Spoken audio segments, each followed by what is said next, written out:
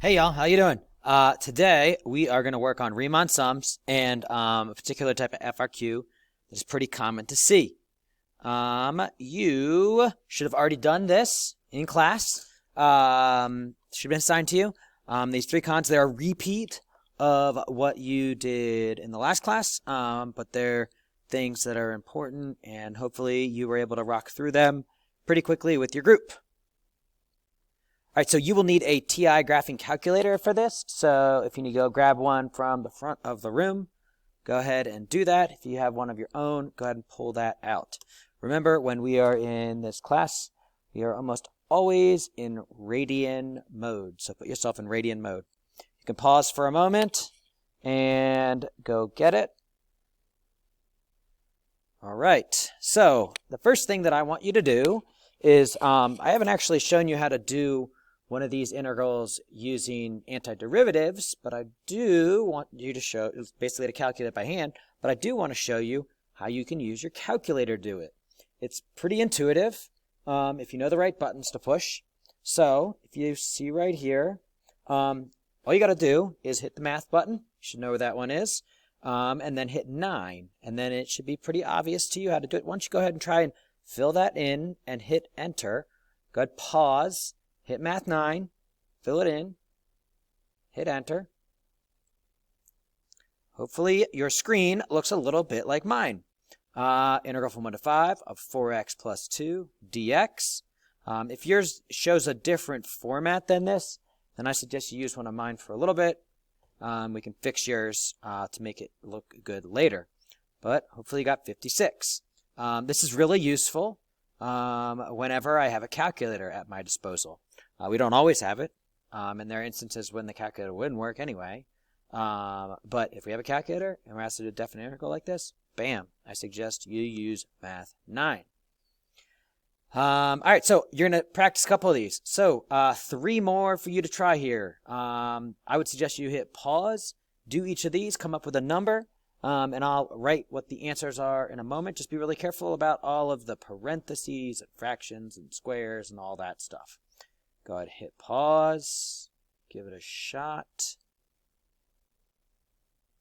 Here come your answers. All right, hopefully we're in agreement here. Hopefully you got 896, 10, and 1. If you did not, elbow a little neighbor, be like, hey, can you find what's wrong with my with what I typed in my calculator? If you didn't get 1 for the last one, but you got the first 2 right, you might not be in radian mode. You might be in degree mode instead. So hopefully you're okay with that. We are going to put we're going to hold on to calculators. We're going to use them quite a bit today, but we're not going to use Math 9 for a little bit. Let me show you what my goals are for you for today. Oops, did I not have that slide? Oh. Okay, I guess that slide got deleted. My goals are for to practice integration using the ideas that we've already learned. We did that. Riemann sums. You did that in your con. Sorry. Riemann sums. That's what I'm going to teach to you. And then we're going to talk about some applications. And then we will do one FRQ that is super common to see online. So here we go. We'll start with some context. Again, same style as in our last class. In the last class, I gave you a color printout and asked you to cut it up and put it into your notebook in different spots. We're going to do the same thing here. You should have a handful, you should have a chart. You should have a handful of graphs of that chart. I think you should have either 3 or 4. And then you should also have a graph of a parabola that's zoomed in a little bit. And then you should have an FRQ and then 2 additional questions. Go ahead, cut those out and have them ready. You should pause, cut them all out, have them ready, and we will use them as we go. All right, I'm going to move on here. So we are going to start with some context. I would like you to have the table with my velocities from 0 to 120 in my speed in my car, and one of the graphs pasted into your notebook. And I would like you to turn to a neighbor. Hopefully you're kind of at a similar spot with this video, and try to estimate how far I drove. do your best to estimate. Take, 2 or 3 minutes to figure out your best estimate of how far I drove.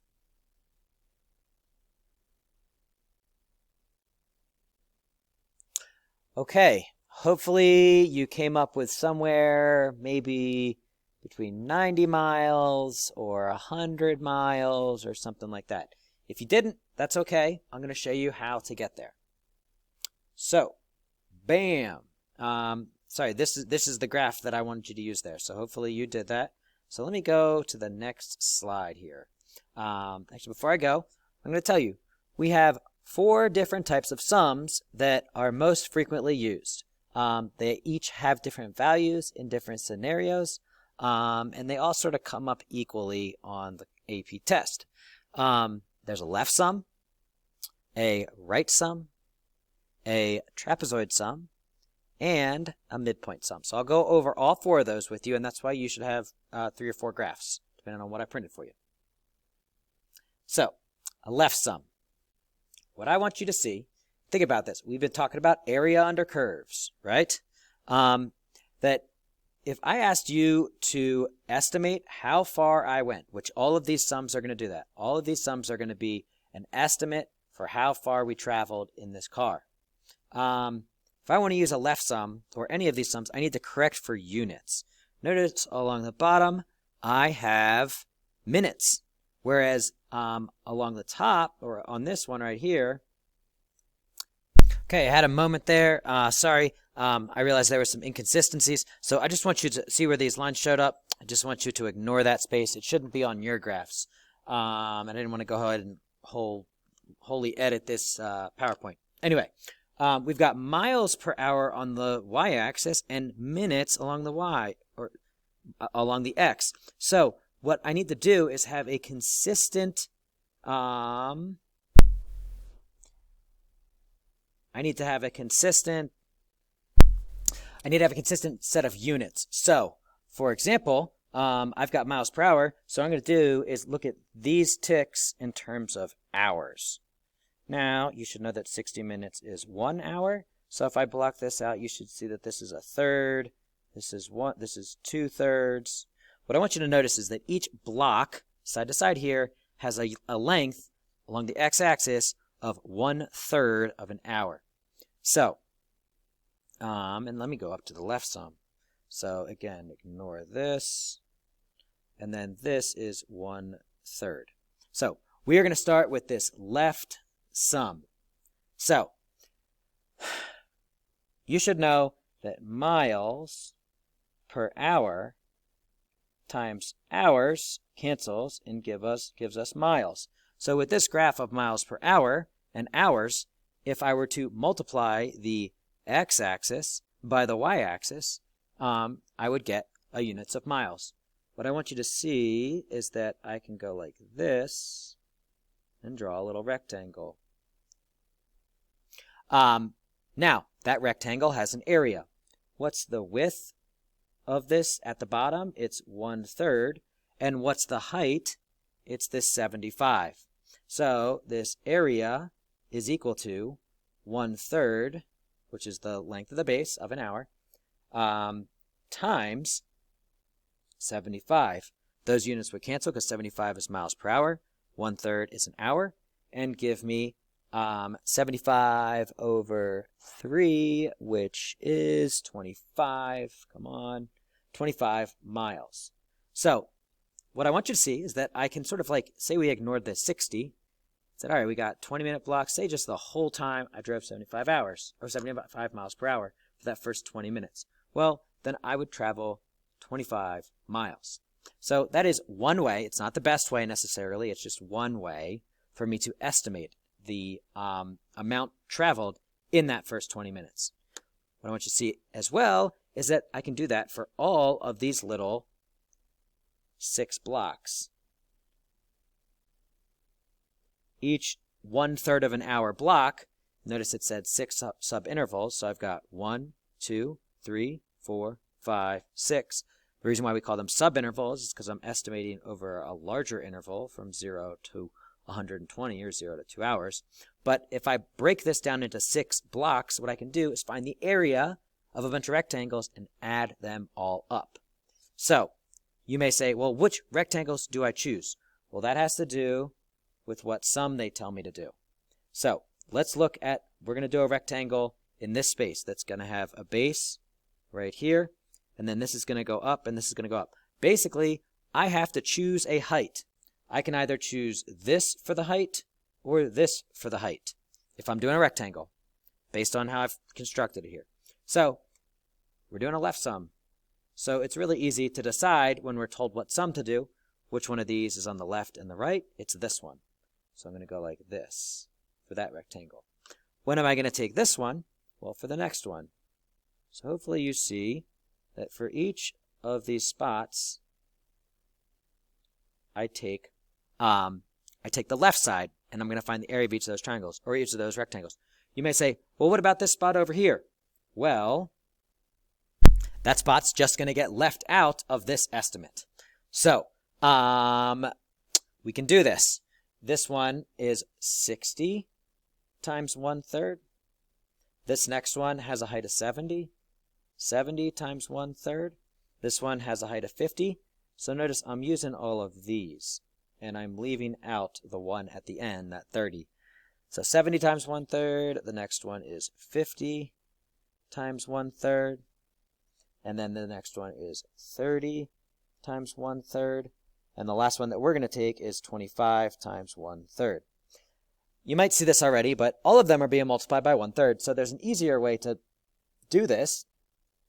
Just add all the numbers, 75 plus 60 plus 70 plus 50 plus 30 plus 25. Take all 6 numbers, add them together, and then multiply by the 1/3. This is called a left sum for this data. So if you do that, you should get, what do we get? All right, so we should get, where'd it go? 103.3 miles. So hopefully you're okay with that calculation, and you can see how we identify it as a left sum. Now what we can do is go to the next slide.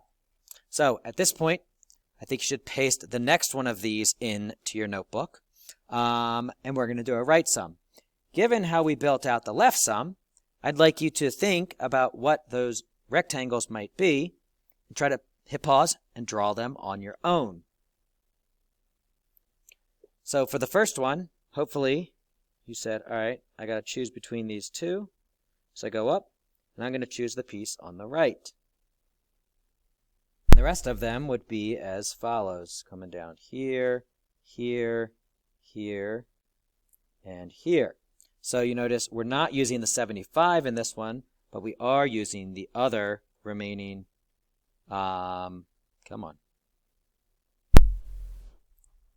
pieces down here. So what would be the easiest way to do this? We would add all of these numbers up. You guys may or may not know the summation sign, but I would add all of these up, and then I would multiply by 1/3. If you do that for this, which I'm not going to do out for you, but you should be able to do, and I think you should do it on your calculator, we get 265. We divide it by 3, and this is where we get 88.3 repeating. So hopefully you're good with that. And I'm about to run out of time, so we will pick up in the next video. After this, we'll do a trapezoid sum, we'll do a midpoint sum, we'll talk about some generalizations, and we will do an FRQ. Peace.